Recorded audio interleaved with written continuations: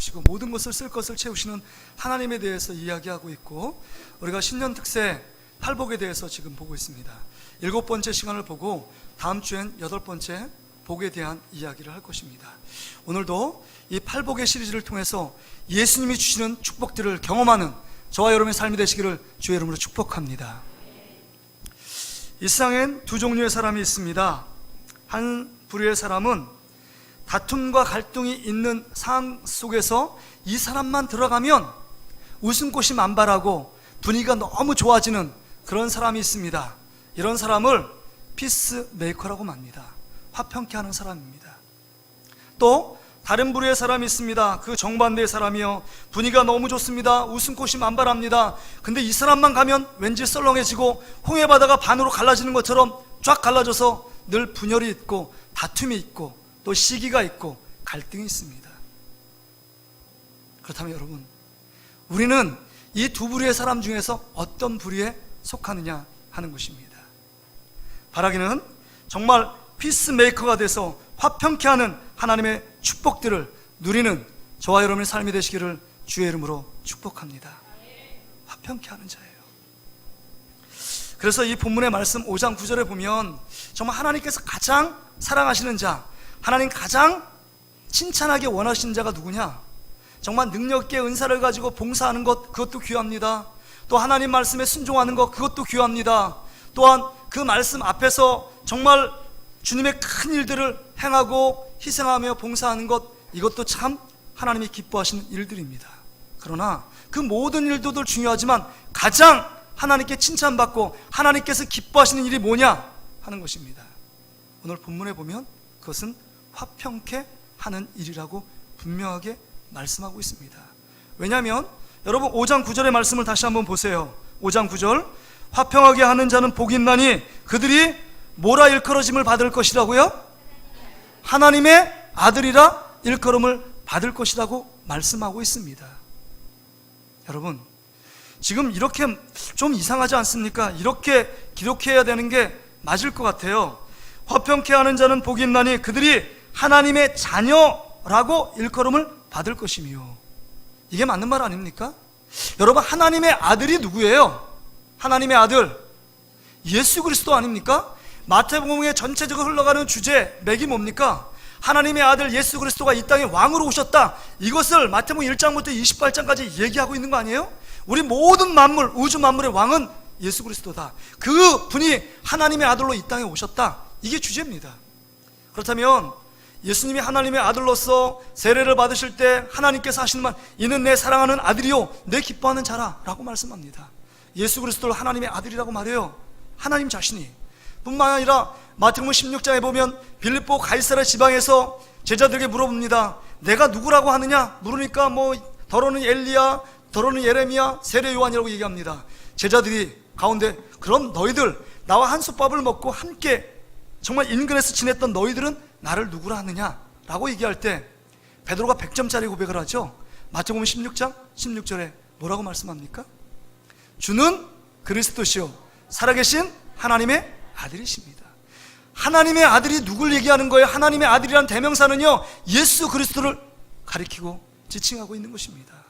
그런데 지금 화평하게 하는 자가 하나님의 아들 예수 그리스도처럼 대우를 받고 예수 그리스도처럼 그런 능력과 그런 놀라운 축복들을 누리는 자라고 지금 축복하고 있는 것입니다. 그러게 여러분, 팔복의 말씀 중에서 가장 큰 축복은 화평케 하는 자가 아닌가, 이런 생각을 합니다. 여러분 보세요. 지금 팔복에서 어떤 전제 조건을 행하면 그 가운데 축복을 얘기합니다. 심령이 가난한 자는 뭐예요? 천국을 소유한대요. 애통하는 자가 뭐 한대요? 위로를 받는데요. 온유한 자가 뭐 한대요? 땅을 기업받는데요. 그런데 화평케 하는 자는 무슨 축복을 받는다고요? 하나님의 아들 예수님처럼 대우하신다는 겁니다. 여러분, 이런 말을 이해할 수 있겠습니까? 어떻게 죄 많은 우리 인간이 예수님과 비교될 수 있느냐 하는 것입니다. 이건 너무 어불성설 같지 않아요? 너무 참남한 말 같지 않습니까? 어떻게 우리가 예수님처럼 된다는 말씀입니까? 그렇죠? 우리가 생각하고 말하는 것이 죄 가운데 있는데 어떻게 예수님과 비견될 수 있느냐 하는 것입니다. 이게 놀라운 거 아닙니까? 놀랍잖아요. 그런데 더 충격적인 말씀은 오늘 5장 9절의 말씀, 예수 정말 모든 사람이 화평케 하는 자가 예수님처럼 된다, 이 말을 들을 때 가장 좀 기분 나빠하고 그것 때문에 상심할 분이 누구세요? 그렇진 않겠지만 예수님 아닙니까? 이 말을 들으면? 그런데 지금 마태복음 5장 9절의 말씀을 누가 직접 하고 계십니까? 하나님이 하고 계신 게 아니에요. 빨간색으로, 좋은 성경을 갖고 있는 분들은 빨간색으로 기록되어 있죠. 그게 누구의 말씀입니까? 지금 이 산상수훈의 팔복의 말씀을 누가 하고 계십니까? 예수님 자신이 하고 계세요. 이게 더 충격적인 거 아닙니까? 정말 화평케 하는 자는 복이 있나니 그들이 하나님의 아들이라 일컬음 받는다, 나하고 똑같은 대우를 받게 될 것이다, 이렇게 말씀하고 있는 거 아닙니까? 여러분, 이것을 어떻게 받아들일 수 있느냐 하는 것입니다. 혹시 예수님께서 정말 잠깐 정신이 이상해서 이상한 말, 헛소리를 하신 것은 아닌가, 이런 생각할 수도 있는데 헛소리가 아닙니다. 이건 하나님의 말씀이에요. 예수님께서 분명하게 얘기하고 있다는 겁니다. 그렇다면 예수님께서 이렇게 하신 목적이 무엇이냐 하는 겁니다. 이렇게 기록한 목적이 무엇이냐, 왜 예수님이 왜 화평케 하는 자가 하나님의 아들이라 일컬음을 받는 복을 말씀하고 있는 목적이 무엇이냐, 이거를 우리는 곰곰이 살펴보아야 합니다. 왜 그러셨을까요? 왜냐하면 예수님이 이 땅에 오신 목적이 화평케 하기 위하여 이 땅에 오셨기 때문입니다. 할렐루야! 그렇습니다. 우리 예수님은요, 우리 인간의 죄 가운데 있고 하나님과 원수된 우리들을 위하여 화평이 되시는 하나님께서 화평의 주 되시는 예수 그리스도를 이 땅에 보내주심으로 십자가에 죽게 만드시고 우리를 구원하시고 하나님과 하나 되기 위해서, 하나님과 화목해 되기 위하여 십자가에서 화목 제물로 돌아가신 줄 믿습니다. 예수님의 유일한 사역은 이 땅 가운데 화평케 하기 위하여 자기의 목숨을 내어주기 위해서 오신 유일한 분이세요. 그의 모든 생각은 어떻게 하면 원수됐던 하나님과의 관계, 인간의 죄의 관계, 죄 가운데 신음하며 시기, 질투, 미움 앞에서 그 죄 때문에 사망이 왔고 그 죄 때문에 병이 와 불치병 가운데 고통하고 있는 인간을 불쌍히 여기셔서, 궁일히 여기셔서 하나님과 우리 인간을 어떻게 화목시키신가, 화해를 시키시는가, 그것에 목적을 갖고 이 땅에 오신 것입니다. 제가 이미지화 시킬게요. 자, 우리 전영 장로님 앞으로 나오세요. 앞으로 나오세요. 자, 우리 신현수 권사님 앞으로 나오세요. 자, 빨리 나오세요. 누구니까 뭐.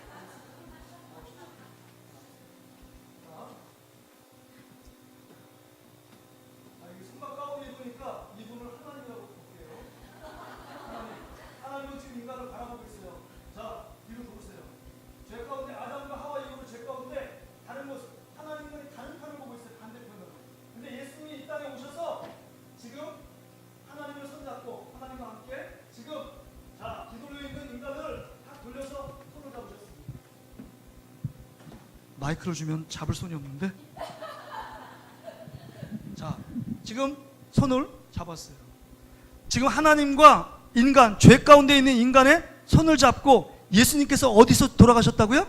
십자가에서 돌아가셨습니다. 자기의 목숨을 십자가에 내어주심으로 말미암아 이제는 예수님이 없고 그 다음에 예수 그리스도를 통해서 어떻게 돼요? 인간이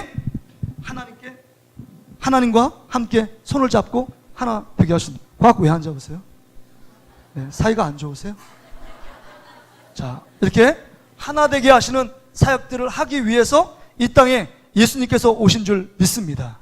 이게 화목케 하시는 사역이고 이게 하나님과 우리 인간을 하나 되게 만드신 사역입니다. 그 일을 위해서 예수님께서 오셨다고 하는 것입니다. 그 일을 예수님처럼 감당하는 자에게 하나님의 아들이라는 칭호를 주실 줄 믿습니다. 아멘. 자, 두 분 이렇게, 자, 앞에, 자, 우리 두 분을 위해서 격려의 박수 한번 쳐주세요.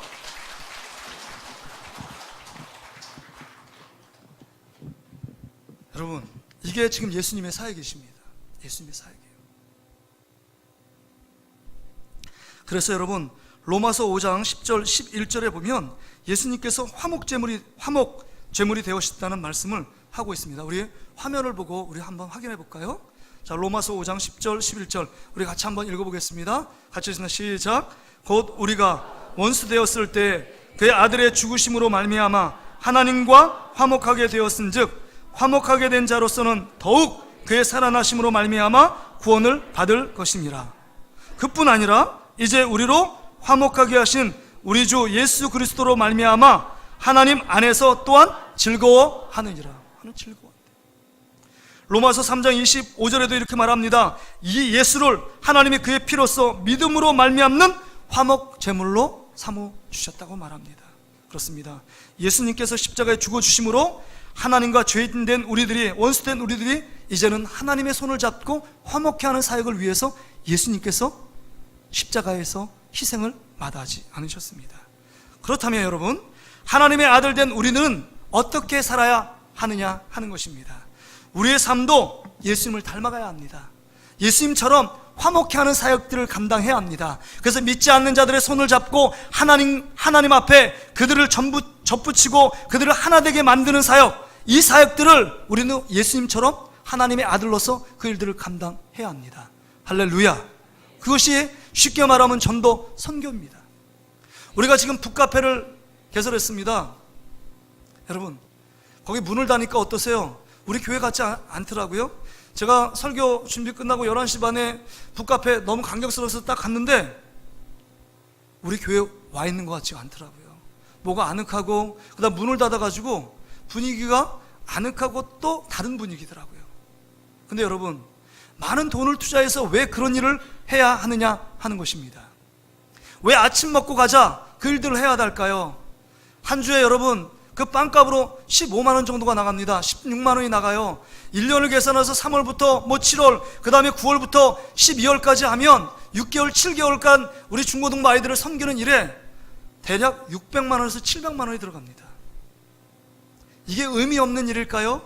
왜 그런 일을 해야 될까요? 왜 구제, 선교, 장학 이런 일들을 해야 될까요? 그것은요, 믿지 않는 자들을 하나님께 인도하는 화평의 사역인 줄 믿습니다.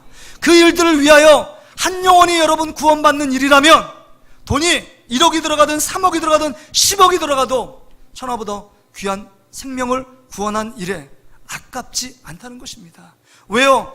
정말 인류를 구원할 사람이 단 한 사람밖에 없었을지라도 예수님께서 이 땅에 오셨을까요? 오지 않았을까요? 오셨을 겁니다. 미국에 수정교회가 있습니다. 로버트 슐러 목사님이 했는데 교회가 너무 많은 인산위로 사람들이 오는 거예요. 근데 조금 불편함을 감수하면 되는데 이 목사님이 다시 새롭게 건축한다고 다시금 발표를 합니다. 그래서 사람들이 웅성웅성 아웅성거립니다. 이 교회도 이렇게 큰데 다시 어떻게 건축하냐고. 근데 목사님이 이런 말씀을 하니까 모든 사람이 수군거림이 잠잠해졌습니다. 혹시라도 교회 가운데 불편해서 한 사람이라도 이 교회에 와서 예배를 드리는데 불편해서 돌아가는 사람이 있다면 그거 누구의 책임일까? 그 한 영혼을 위해서 수백억을 쓰는 게 아깝습니까? 라고 얘기를 했습니다. 우리는 수백억을 더 아깝게 생각할지도 몰라요. 근데 주님의 마음은 그렇지 않습니다. 화평케 하는 사역을 우리가 감당해야 합니다. 뿐만 아니라 우리는요, 정말 우리 교회 안에 직분을 떼고 뭐라고 하냐, 형제 자매라고 얘기합니다. 왜 그래요? 한 하나님을 섬기고 있는 자들이기 때문입니다. 아빠가 동일하다는 거예요. 아빠, 아버지, 성령을 통해서 예수 그리스도를 믿게 된 자는 하나님을 우리의 아빠, 아버지 되십니다. 그래서 주기도문에 하늘에 계신 우리의 아버지라고 우리가 동일하게 하나님을 아버지라고 고백합니다. 그러게 여러분, 우리가 먼저 형제 자매끼리 함께 화목하며 지내야 합니다. 그래서 로마서 12장 18절에 보면 할 수 있거든 너희로서는 모든 사람과 더불어 화목하라 이렇게 말씀해요. 화목한 자가 하나님의 아들이란 특별한 축복을 누리는 자이기 때문입니다. 그런데 여러분, 하나님의 자녀는 이렇게 화평케 하고 피스메이커가 돼서 정말 예수께로 인도하고 우리 안에 기쁨과 즐거움을 주고 예수 믿는 감격과 정말 위로를 주고 그 다음에 정말 좋은 분위기로 만들어가는 사람도 있는가 보면 사단에게 쓰임받는 사람은요, 분쟁하게 만듭니다. 평화를 깹니다. 오해를 불러일으키게 합니다. 그 다음에 사이를 갈려놓게 만듭니다. 화평보다 불화를 만드는 사람이라면 이건 예수님을 닮은 하나님의 아들일 수 없다는 겁니다.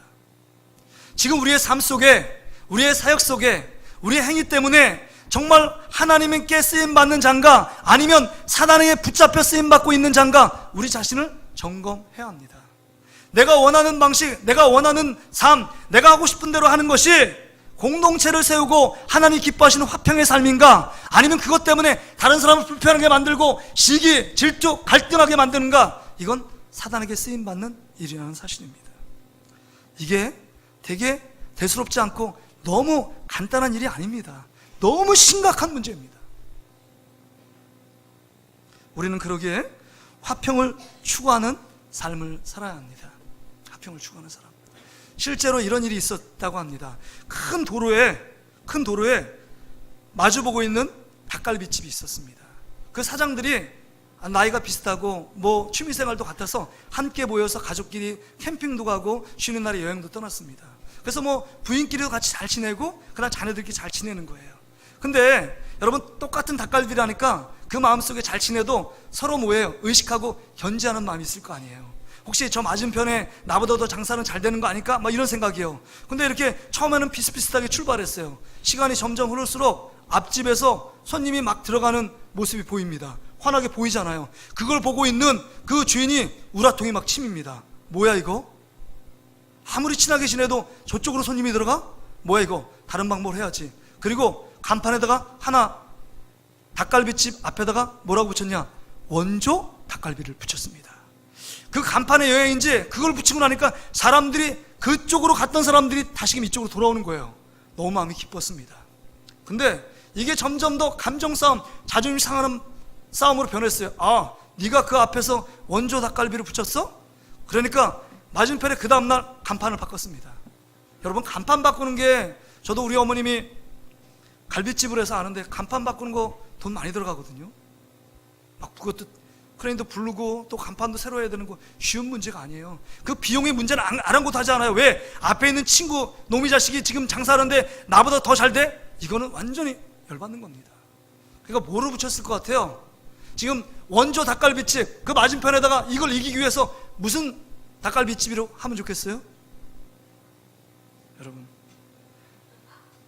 진짜 원조 닭갈비.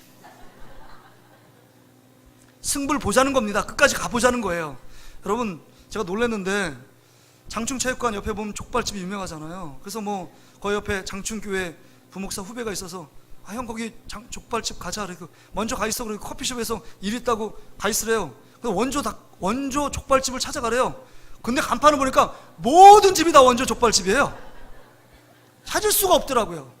그러니까 뭐 골목으로 돌아가가지고 무슨 파란 기와집처럼 생긴데 걸로 가야 맛있고, 뭐 암돼지가 하고 앞발로 하고 다른 데는 숫돼지 뭐 놓고 뭐 여러 가지 하는데 무슨 말해도 이해가 안 되더라고요. 거기 보니까 진짜 원조 닭갈비 뭐 이런 거, 진짜 원조 족발집 막 이런 거 쓰이더라고요. 그러니까 이제 원조 닭갈비집을 했는데 진짜 원조 닭갈비집을 했어요. 그러니까 점점 더 이 사람이 이쪽으로 갑니다. 이거 볼 수 없잖아요. 그 다음날 간판 바꿉니다. 그 다음 뭐라고 바꿀 것 같아요? 이렇게 바꿉니다. 우리가 진짜 원조 닭갈비. 그 다음에 이제 감정 싸움이 돼서 그 다음날 또 간판을 바꿔요. 옆에 있는 반대편에 원조 특허 받은 진짜 닭갈비. 이제 그 다음에 쓸 것이 없습니다. 쓸 것이 없어요. 맞은편에 사장이. 그래서 이렇게 생각했습니다. 뭐라고 붙여놨냐? 간판 옆에다가 크게 주의! 유사 닭갈비에 조심하세요. 그러니까 또 맞은편에 이 말 한마디를 더 붙였습니다. 원조라고 다 원조냐? 조심하라. 여러분, 사이가 참 좋아요. 실제로 이런 일이 있는 겁니다. 사이가 좋아요.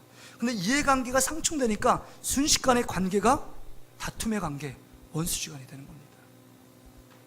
그런데 성경에 보면 하나님께 쓰임받는 자의 그 특징을 보면 그 믿음의 사람들이 이해관계를 떠나서 희생을 감수하며 화평의 길을 추구한 사람들이 하나님의 복을 받더라고요.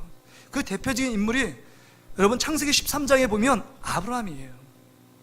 아브라함이 조카 롯과 함께 가나안 땅에 들어왔잖아요. 그런데 이제 하나님이 주신 복 때문에 아브라함이 양이 너무 많아진 거예요. 그 다음에 조카 롯의 양도 많아진 겁니다. 목자들이 싸움을 해요. 양이 많아지니까 뭐가 더 많아져야 되겠어요? 목초지가 많아져야 되는데 목초지는 한정되어 있으니까 그것 때문에 막 싸움 분란이 일어납니다. 그 보고를 아브라함이 듣고 그 기득권을 포기해요. 여러분, 삼촌이 먼저 선택하는 게 맞아요? 조카가 선택하는 게 맞습니까? 삼촌이죠, 당연히. 그럼 아브라함이 딱 볼 때 좋은 목초지, 나 여기 취할 테니까 니들 절로 가, 이렇게 말해도 하등 지장이 없어요. 그런데 기득권을 포기해요. 화평을 따릅니다.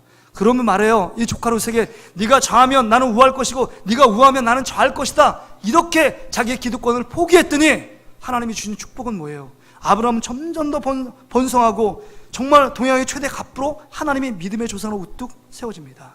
그런데 여러분, 조카 롯의 모습을 보세요.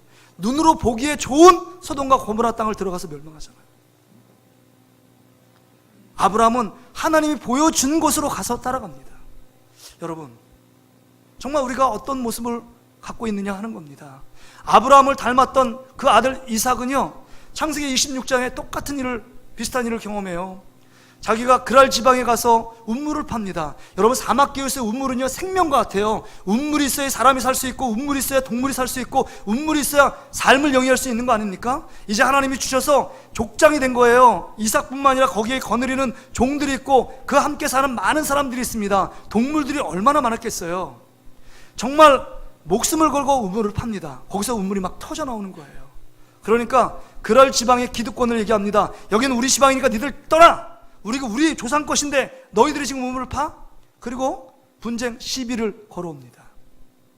여러분, 어떻게 하겠어요? 이런 상황 가운데 하나님이 그 이삭과 함께 있었고, 그 다음에 이삭 가운데 정말 전쟁을 선포하고 이 목숨처럼 여기는 우물을 지키고 그 다음에 다투고 분쟁하는 거, 그게 일반적인 삶의 모습입니다. 그런데 그 모든 것을 양보하고 포기하고요, 다른 곳으로 우물을 다시 파기 위해서 다른 곳으로 이동해요. 이건 너무 큰 모험입니다. 그러다 이동하다가 여러분 우물 안 나오면 어떡할 거예요? 잘못하면 이 이삭 모든 족속들이 멸종의 위기에 처할 수 있는 위험천만한 일입니다. 그럼에도 불구하고 싸우지 않고 다투지 않고 화평의 길을 취합니다. 그랬더니 하나님이 주시는 축복이 뭐예요? 우물을 버리고 그 양보하고 갔더니 양보하고 나서 하나님이 100배의 축복을 주신 줄 믿습니다. 여러분, 혹시 우리 삶 가운데 하나님이 원하시는 계획 가운데 내가 이렇게 하고 있는데, 한 말씀대로 순종하는데 왜 나에게 하나님 주신 축복들이 오지 않고 하는 일마다 막히고 왜 그럴까? 혹시 여러분 가운데, 여러분 관계 속에서 화평치 않고 불화한 관계가 있지 않은지를 점검해야 합니다. 여러분, 화평케 하는 자는 주님께서 여러분의 인생을 여호와 이르의 형통한 길로 인도해 가실 줄 믿습니다. 하나님의 아들 앞에 무슨 장애물이 있겠습니까? 장애물이 있어도 주님께서 전능한 능력으로 모든 장애물들을 순식간에 여러분 허물어 주실 줄 믿습니다. 그러게 여러분, 우리 삶 가운데 여러 가지 고통이 있고 막힘이 있어요. 될 듯 될 듯 안 되는 일이 있습니까? 여러분, 화평케 하는 일들을 지금 내가 쫓고 있는가, 아니면 불화하고 갈등하며 다툼의 일에 중심에 서 있는가, 우리 자신을 점검해야 한다는 겁니다. 그러게 여러분, 오늘 마태복음 5장 23절과 24절의 말씀을 여러분 주목해 봐야 합니다. 이 말씀의 원리로 보면 우리 마태복음 5장 23절 24절 화면을 보시고 그 성경을 보세요.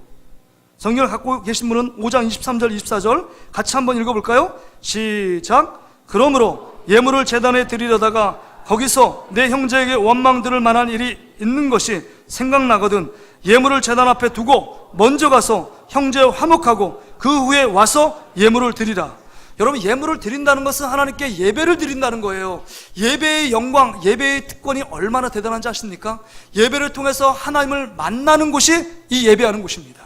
뿐만 아니라 예배를 통해서 하늘의 신령한 영적인 육적인 축복들이 이 예배를 통해서, 통로를 통해서 오는 줄 믿습니다. 그런데 여러분, 지금 예배 자리에 앉아 있는데 예배를 받지 않겠다는 겁니다. 하나님의 신령한 축복들을 단절시키고 그 축복들을 주지 않겠다고 말씀합니다. 저주를 선포하고 있는 것입니다. 왜 그럴까요?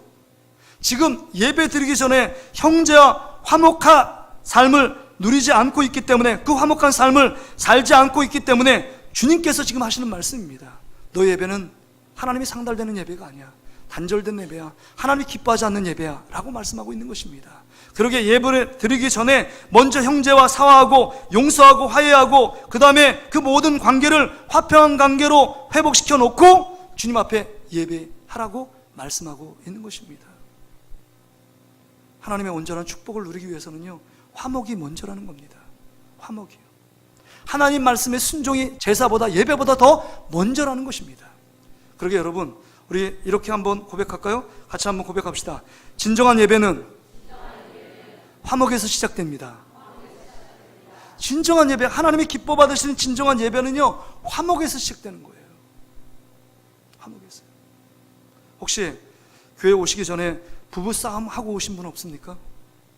화목하셨나요? 화목하고 와야 합니다.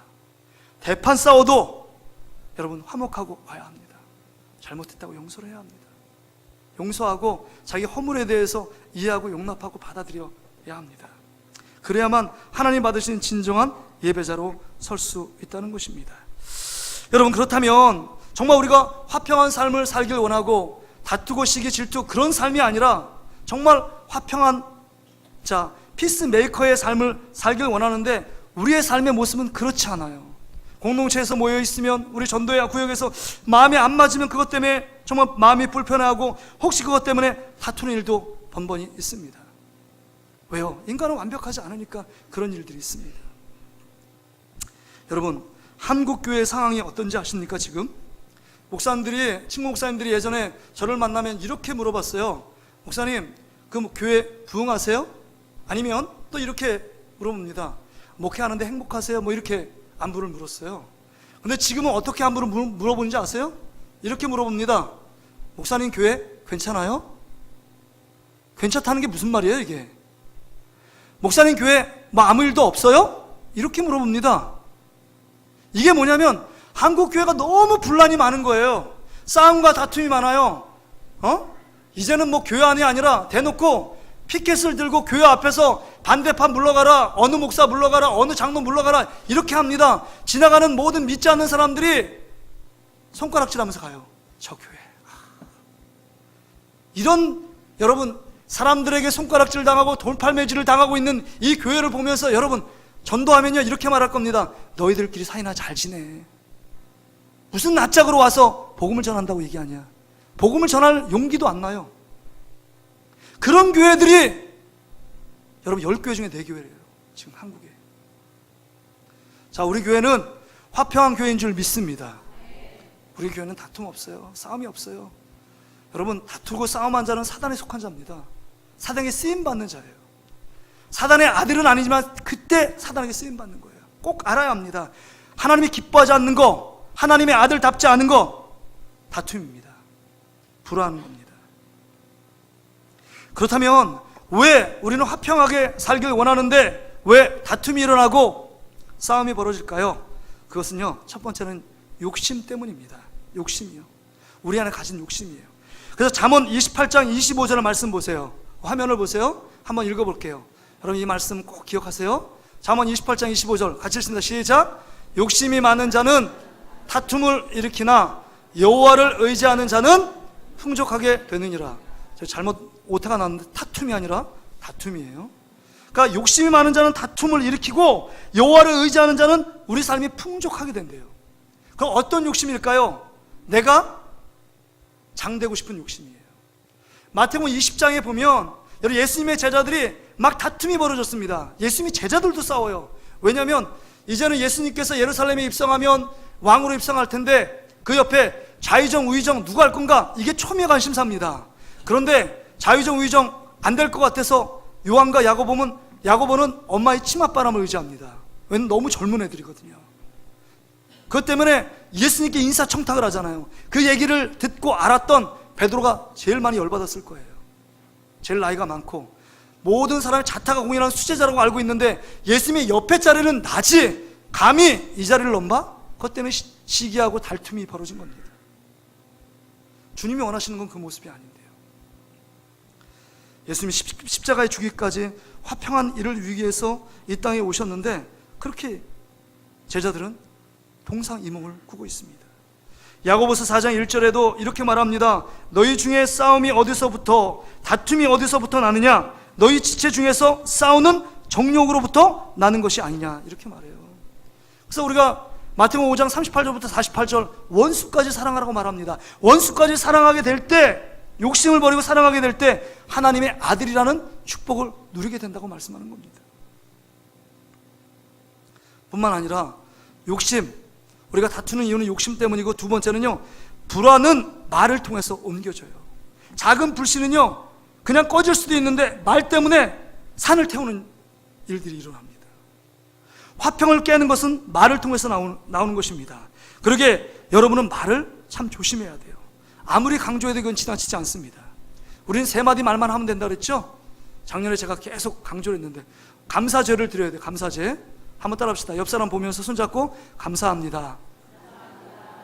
두 번째 뭐라고요? 사랑합니다. 자, 한번 더 잘 섬겨드렸는데 죄송합니다.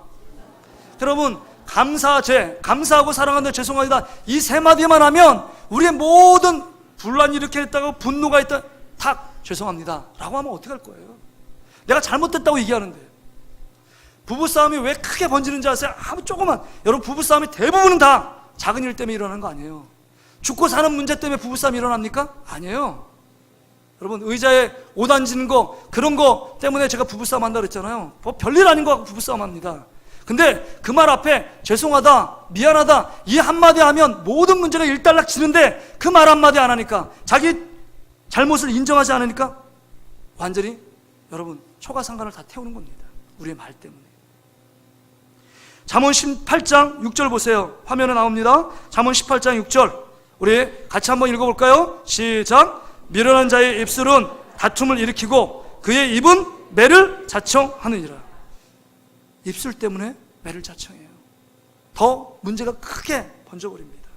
잠언 26장 20절에 보면 나무가 닿으면 불이 꺼진대요. 그러니까 여러분, 나무가 닿으면 불이 꺼지잖아요. 그건 당연한 겁니다.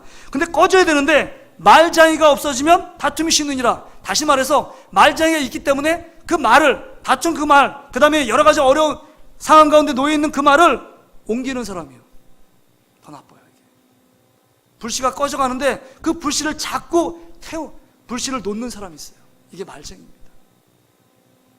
지금 우리의 모습은 어떤가 하는 것입니다. 그러게 우리는 여러분 연약하고 부족하기 때문에 주님의 말씀에 의지하여 우리 자신의 자아가 주님의 십자가 앞에 죽어지는 것, 성령을 의지하며 화평케 길을 가기 위해 애쓰며 하나님께 기도하는 길 외에는 없다는 거예요. 말씀을 정리합니다.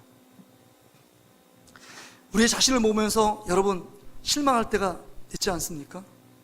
내가 왜 이런 괴물이 됐을까? 처음에 예수 그리스도를 믿을 때, 첫사랑일 땐 초심을 갖고 거룩한 욕심을 갖고 하나님 말씀대로 살겠다고 그렇게 결단하며 눈물 콜로 흘리며 회개하며 결단하며 예수님 한 분만으로 만족하면 내가 살겠다고 그렇게 달려가다가 시간이 지나고 직분도 받고 세월의 때가 묻고 제약의 때가 끼니까 점점 더 우리의 모습이 주님이 원하시는 말씀의 길과 정반대의 길을 걸어가고 있는 우리의 모습이요, 그것 때문에 회개하지도 않고 그것 때문에 탄식과 절망하지도 않고 계속 손살같이 나의 욕심, 나의 정욕, 나의 야망을 향해 달려가고 있는 우리의 모습들, 화평케 하는 자가 아니라 불화한 자가, 세상 가운데 존경받고 그 다음에 큰 소리 치는 자가 뭐가 있는 사람이 있고 뭐가 있는 사람처럼 대우받는 시대, 이거 아니잖아요.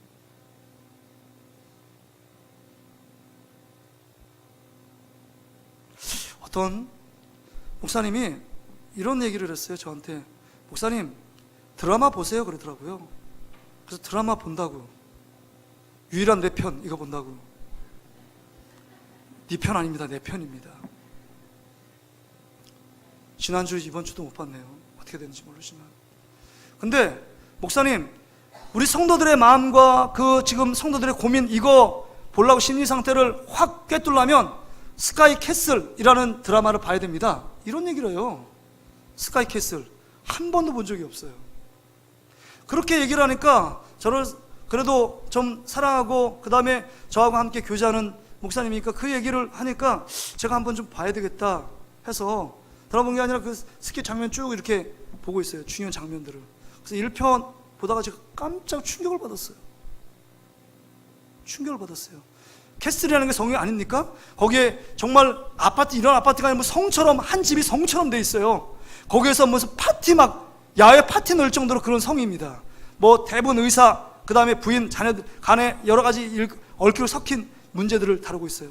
제가 왜 충격을 받았냐면 그들이 사는 모습이 충격이 아니라 1편에 거의 끝나갈 때 이명주라는 부인이 자살을 합니다. 자기 아들 영재를 서울대학교 보내는 게 그의 꿈이고 목표예요. 모든 돈을 통해서 정말 그 안에 정말 고액과를 시킵니다. 근데 인간 취급을 안 해요. 아들을 공부하는 기계로 만듭니다. 자기 목표, 아버지와 어머니의 그 목표를 달성하기 위해 서울대 의대에 들어가는 그 목표를 위해서 어마어마한 노력할 뿐만 아니라 인격적인 모독을 막 가해요. 너 이러면 세상에 나오자야. 막 세상에 갖고 있는 모든 사람들의 공통적인 욕심, 그 안에 야망들이 그냥 거기에 막 투영되어 있어요. 근데 더 충격은 뭐냐? 이게 지금 한국교회 우리 성도들의 실상을 얘기하는 모습일 거라고 생각했는데, 드라마 작가가 그렇게 했는지 모르지만, 감독이 그렇게 했는지 모르지만, 거기에 장례식을 목사님이 와서 장례식을 치릅니다. 근데 그 비성명에 이렇게 얘기했어요. 원수를 사랑하래요.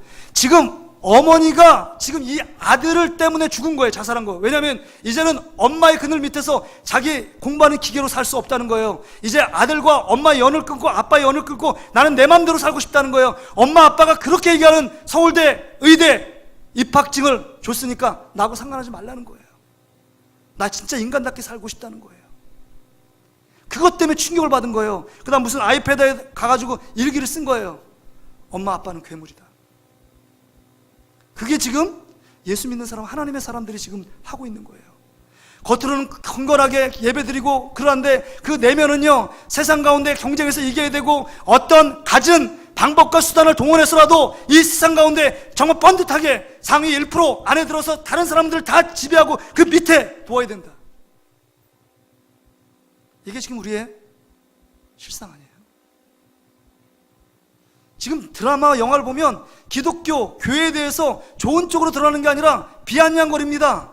예수 믿는 사람, 겉과 속이 다르다. 그걸 얘기하는 거예요. 예수 믿는다고 말하는 사람들이 더 많이 사기치고 더 나쁜 것에 온상이 되어 있는 것들을 지금 드라마, TV에서 계속적으로 보여주고 있어요. 믿는 자들이 뭐냐? 너희도 우리에 달라? 하나도 안 다르네. 이런 거예요. 우리의 모습 어떨까요? 우리의 현주소, 우리의 자아상을 보자는 겁니다. 그 드라마를 조금 보면서 제가 정말 마음이 아팠어요. 저도 이런 모습이 내 안에 있거든요. 이런 고민이 내 안에 있거든요. 이런 세상적인 야망과 욕심이 내 안에 있거든요. 어느 순간 환경만 되면 그게 확 올라오는 거예요. 이런 삶을 가지고서는요, 화평케 하는 삶을 살 수 없고 주님이 기뻐하시는 하나님의 아들됨의 그 권세를 누릴 수 없습니다. 우리의 모습을 돌아봅시다.